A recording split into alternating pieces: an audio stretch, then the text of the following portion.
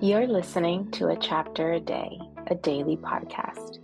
The Bible comes alive as we read a chapter out loud each day. Happy 4th of July, everybody. Today is July 4th, obviously, and it's time for chapter a day. And today we're reading Matthew chapter 4 to go in line with the 4th of July. And Matthew 4 is subtitled The Temptation of Jesus. Here's what it says. Then Jesus was led by the Spirit into the desert to be tempted by the devil. After fasting 40 days and 40 nights, he was hungry.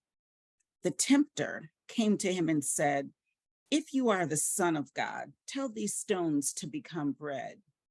Jesus answered, "It is written, man does not live on bread alone, but on every word that comes from the mouth of God." Then the devil took him to the holy city and had him stand on the highest point of the temple.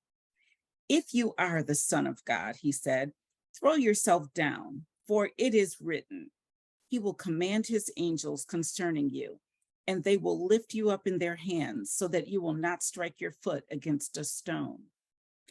Jesus answered him, "It is also written, do not put the Lord your God to the test."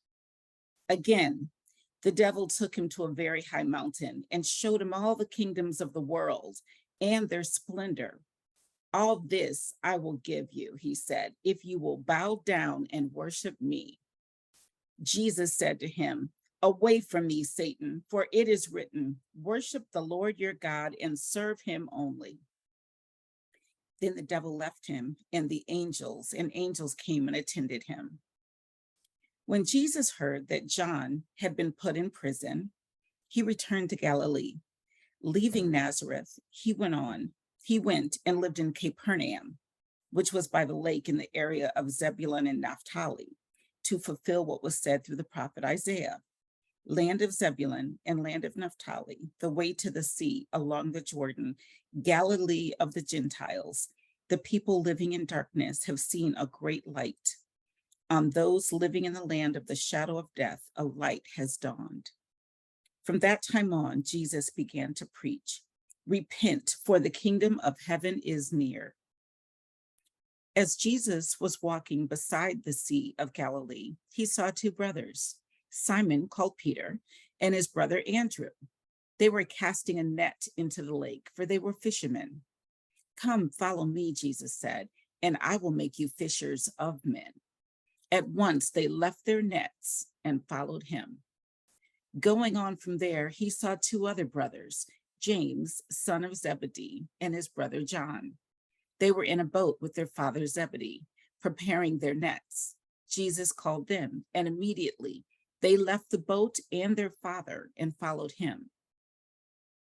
Jesus went throughout Galilee, teaching in their synagogues, preaching the good news of the kingdom, and healing every disease and sickness among the people. News about him spread all over Syria, and people brought to him all who were ill with various diseases, those suffering severe pain, the demon-possessed, those having seizures, and the paralyzed, and he healed them. Large crowds from Galilee, the Decapolis, Jerusalem, Judea, and the region across the Jordan followed him. That was chapter 4 of Matthew. A couple of points I want to mention here. When the tempter or Satan came to him and says, "If you are the Son of God, tell these stones to become bread." And Jesus answered, "It is written, man does not live on bread alone, but on every word that comes from the mouth of God." That is in Deuteronomy chapter 8, verse 3. And then when he said, "If you are the Son of God," this is the devil, "throw yourself down, for it is written, he will command his angels concerning you, and they will lift you up in their hands so that you will not strike your foot against a stone." That's in Psalm 91, verses 11 and 12. But when Jesus answered him, "It's also written, do not put the Lord your God to the test." That's in Deuteronomy 6:16. And then when the devil, Satan, asked him to worship him, and Jesus says, "Away from me, Satan, for it is written, worship the Lord your God and serve him only." That's in Deuteronomy 6:13. So I wanted to share those so that you would know when he says it, whenever they say it is written, there's always a footnote to tell you where it's written so that you can look it up for yourself. It was written prior, and Jesus was quoting that. The other thing I want to mention just about that last paragraph, when he's healing different people, he's healing sick people, people in severe pain, people having seizures, paralyzed. He's healing them.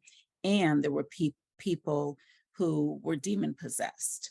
And I just want to point out that that every sickness is not demon possession, because they separated them out, demon possessed, and then those who were sick with various diseases, they listed them out separately.